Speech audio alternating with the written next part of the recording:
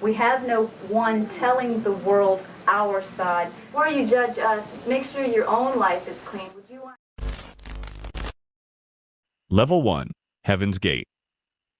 Imagine joining a group that tells you Earth is about to be wiped out, and the only way to survive is to leave your body behind. That was Heaven's Gate. Founded in 1974 by Marshall Applewhite and Bonnie Nettles, the group mixed UFO beliefs with Christianity and claimed humans could evolve into higher extraterrestrial beings. And this wasn't just some weird online community. Members completely changed their lives. They cut contact with family, gave up relationships, followed strict rules, dressed alike, and were taught to see their own bodies as nothing more than temporary vehicles. The group even ran a web design business called Higher Source, years before most people were even using the internet. Then came 1997. A huge comet called Hale-Bopp appeared in the sky. Applewhite became convinced that a spacecraft was hiding behind it, and that it had come to take Heaven's Gate members to the next level. He believed they had one final chance to leave Earth. What happened next became one of the most infamous cult tragedies in modern history. 38 followers died alongside Applewhite, believing they were leaving their physical bodies behind and beginning a journey to another world. When investigators entered the mansion, they discovered something chilling. The members were dressed almost identically, with packed bags and small amounts of money in their pockets. They hadn't thought they were dying. They believed they were leaving Earth. And that's what makes Heaven's Gate so disturbing. Not just the bizarre UFO beliefs, but how completely one man's worldview could become an entire group's reality. People's Temple. In 1955, Jim Jones founded the People's Temple in Indianapolis, presenting it as a progressive Christian movement built around racial equality, helping the poor, and social justice. But behind the message of equality, Jones gradually became increasingly controlling. Followers were pressured to cut ties with relatives, confess personal secrets, and obey his commands. The group eventually moved to California, where Jones gained thousands of followers and even developed political influence in San Francisco. Then came the escape to Guyana. Jones created Jonestown, a remote agricultural settlement he promised would become a perfect community. Instead, life became increasingly harsh. Members worked long hours, communication was restricted, and leaving became extremely difficult. In November 1978, U.S. Congressman Leo Ryan visited Jonestown after receiving reports of abuse. Several residents asked to leave with him. As Ryan and the group reached an airstrip, temple gunmen attacked them, killing Ryan and 4 others. Back in Jonestown, Jones told his followers that there was no escape. More than 900 people died that day, including over 300 children. Many were coerced or forced to consume poison. Jim Jones also died. What began as a movement promising equality and a better life had transformed into one of the most infamous examples of cult control and mass manipulation in history. Level 2. Rajneesh Movement. Imagine thousands of people moving to the middle of the Oregon desert to build their own city, while their spiritual leader lived in luxury.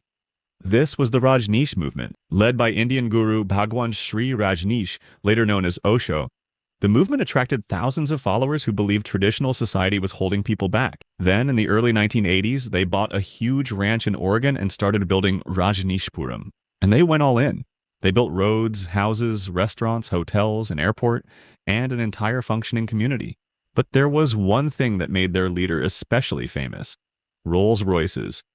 Rajneesh became known for his extraordinary collection of luxury cars.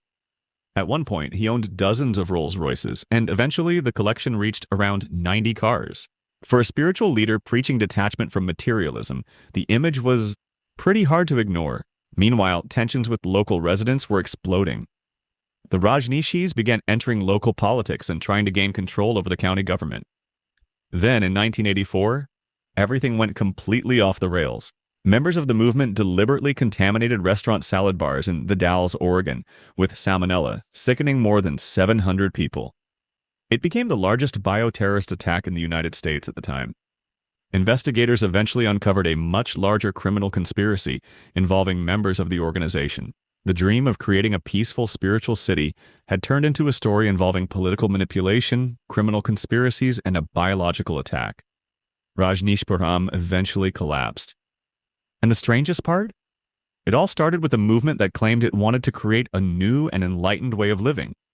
Instead, it became one of the wildest cult stories in American history. Children of God / the Family International. This sounds like a hippie commune, but the deeper you go, the stranger it gets. Children of God appeared in California in 1968, founded by preacher David Berg. His followers rejected normal society, lived communally, and traveled around the world spreading their version of Christianity. Then Berg started creating rules that went far beyond ordinary religion. Members were encouraged to treat the group as their real family. Children were raised inside communes, adults constantly moved between communities, and the movement developed its own vocabulary, teachings, and lifestyle. But the most controversial part was Berg's teachings about sexuality. The organization promoted practices that became the subject of serious allegations of exploitation and abuse, including allegations involving children. Former members later described an environment where questioning leadership could have major consequences. And here's the strange part. This wasn't some tiny group hidden in one location. The movement spread across countries and continents, creating communities in places as different as Europe, Asia, Africa, and Latin America. Eventually, public criticism and reports from former members forced the organization to change. The name changed too, from Children of God to the Family of Love, and eventually the Family International. But changing the name couldn't erase the history. Today, Children of God is studied as a warning about something more complicated than simply believing something strange. Level 3. Branch Davidians. The story centers on the Branch Davidians, a religious group living at a heavily fortified compound called. Their leader was David Koresh, a charismatic preacher who claimed to have a special understanding of biblical prophecy and believed the group had a role to play in an approaching apocalypse. Then came February 28, 1993. Federal agents arrived at the compound to execute a search and arrest warrant connected to allegations involving illegal firearms. Instead of a quick arrest, a gun battle erupted. The compound became surrounded by federal law enforcement. And suddenly, the world was watching. For 51 days, negotiators tried to convince the Branch Davidians to leave. Television cameras captured the standoff as the compound became a symbol of the growing confrontation between the government and the isolated religious community. But negotiations eventually collapsed. On April 19, 1993, a fire broke out at Mount Carmel. The compound was destroyed and 76 people died, including David Koresh and many children. The disaster immediately triggered enormous controversy. Was it a tragic end to a dangerous standoff? Was the government response responsible? Or did the group's apocalyptic beliefs make a peaceful ending almost impossible? The Waco siege became far more than a police operation. It became a defining American story about religion, government power, extremism, and what can happen when an isolated group and the authorities collide. NXIVM.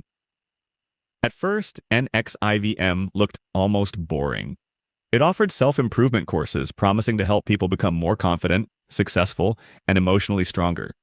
Executives joined, celebrities joined, wealthy people joined, and the courses could cost thousands of dollars. But NXIVM wasn't just selling motivational seminars. Behind the public organization was a secret society called DOS. And getting into DOS meant entering a completely different world. Women were recruited into the secret group and given a hierarchy of masters and slaves. Members were required to provide damaging personal material, known as collateral, which could be used to pressure them into staying loyal. At the center of it all was Keith Raniere, NXIVM's founder. He presented himself as an unusually intelligent teacher with answers about human behavior. But former members and investigators described something very different. A system built around control. Then the entire operation started falling apart. Former members began speaking publicly. Journalists investigated. Authorities got involved. In 2019, Raniere was convicted in federal court of multiple crimes, including racketeering and sex trafficking. He was later sentenced to 120 years in prison. The strangest part of NXIVM wasn't that it looked like a cult from the beginning.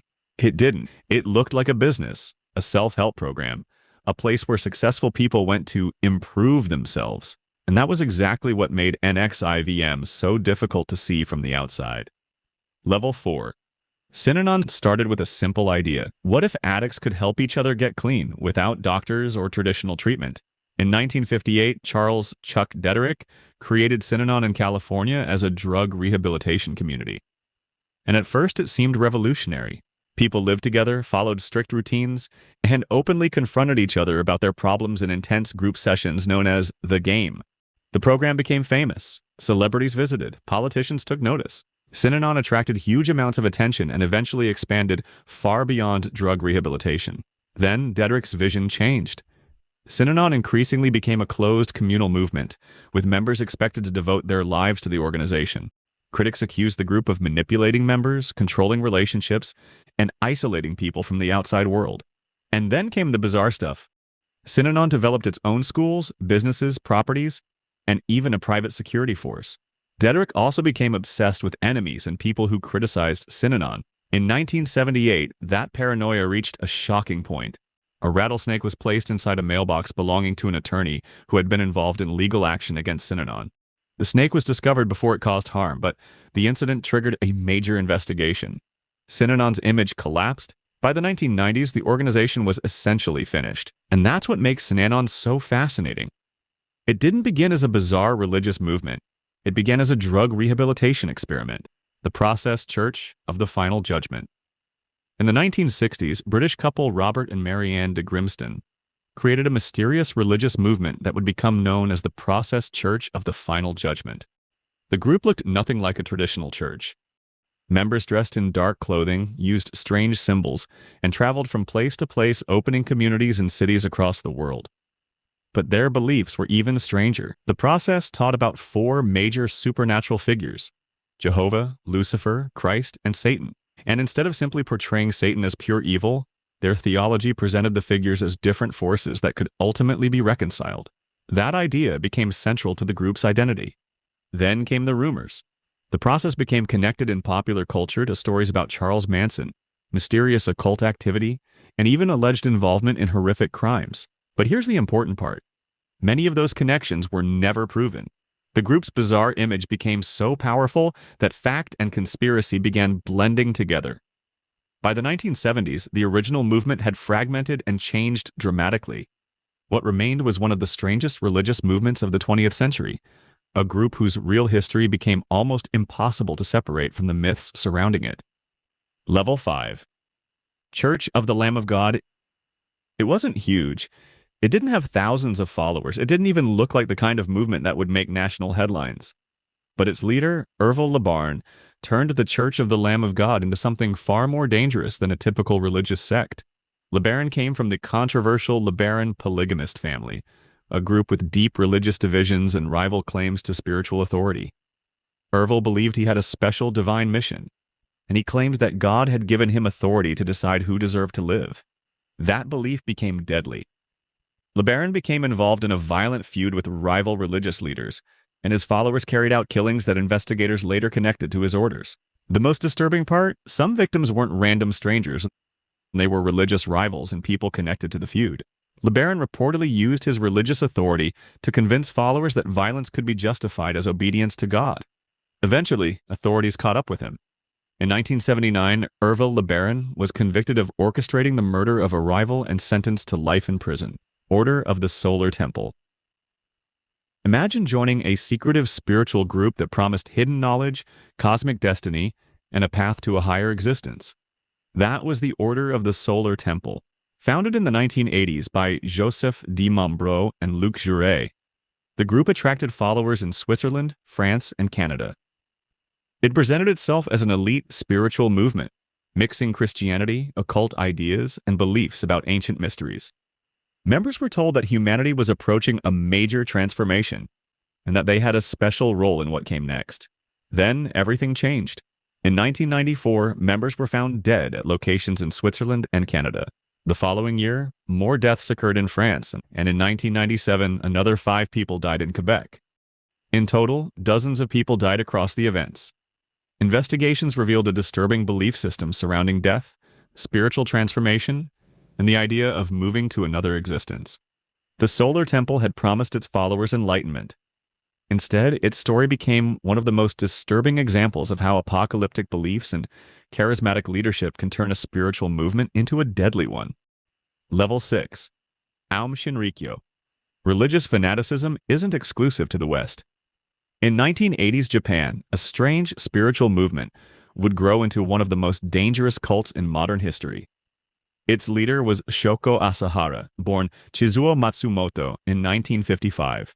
Visually impaired from birth, Asahara eventually became interested in yoga, meditation, and religion. In 1984, he opened a small yoga and meditation class in Tokyo called Aum Shinsen no Kai. It later became Aum Shinrikyo, meaning Supreme Truth. Asahara mixed Tibetan Buddhism, Christianity, Hindu-inspired practices, and his own apocalyptic predictions. He claimed to possess supernatural abilities, including levitation, and warned followers that a devastating nuclear war was coming. According to him, only Aum members would survive. The group grew rapidly, attracting thousands of young people, and eventually scientists, chemists, doctors, and even members of Japan's self-defense forces. In 1989, Aum was officially recognized as a religious corporation. That status helped the organization expand while making government intervention more difficult. But behind the spiritual image was something much darker. Members who attempted to leave were allegedly imprisoned, abused, and sometimes killed. In 1989, anti-Aum lawyer Tsutsumi Sakamoto, his wife, and their infant son were murdered by members of the cult after Sakamoto began working against the organization. By the early 1990s, Asahara was becoming increasingly obsessed with preparing for an imagined apocalypse. Aum began developing weapons, including chemical and biological agents. In 1994, the cult carried out the Matsumoto sarin attack, killing 7 people and injuring hundreds.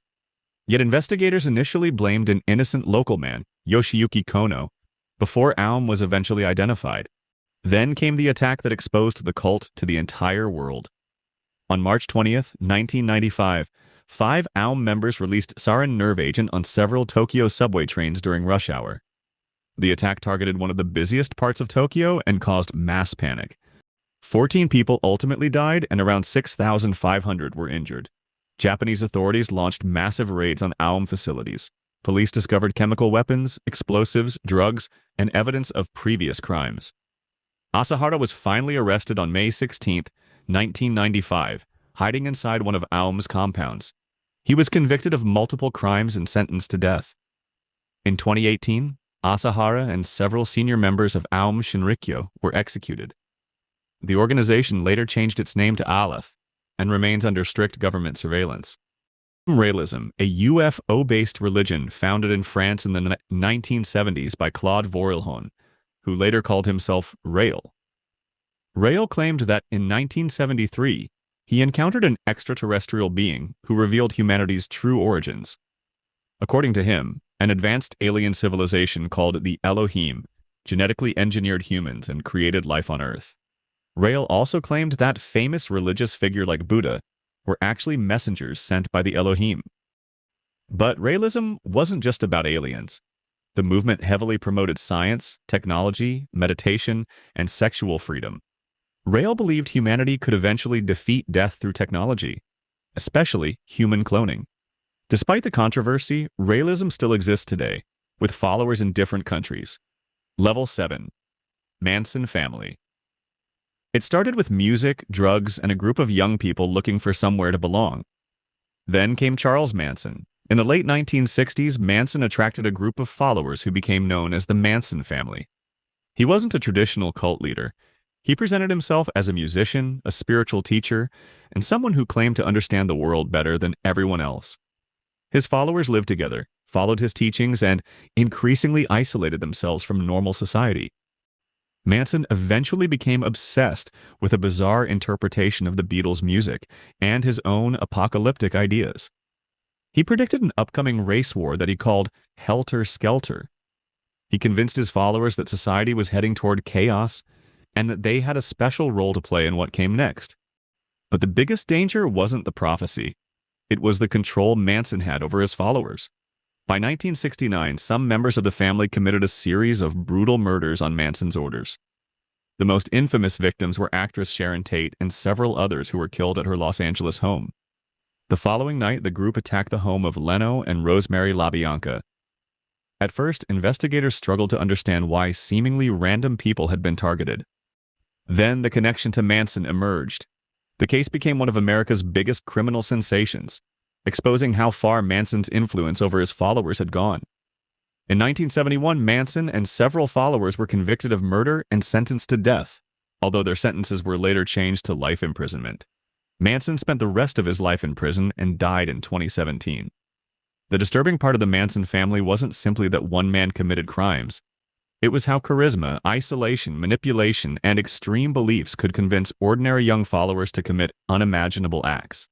Order of 9 Angles. Some extremist groups have headquarters, leaders, and membership lists.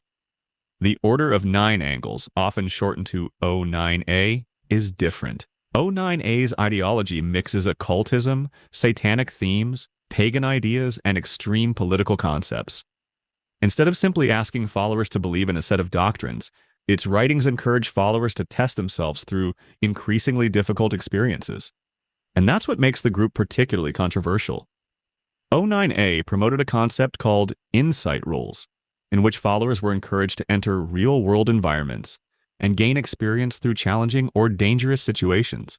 Its writings have also included extremist and violent material, leading researchers and governments to pay close attention to the movement. Unlike traditional cults, O9A doesn't appear to operate like a normal centralized organization. There isn't one obvious headquarters or conventional membership system.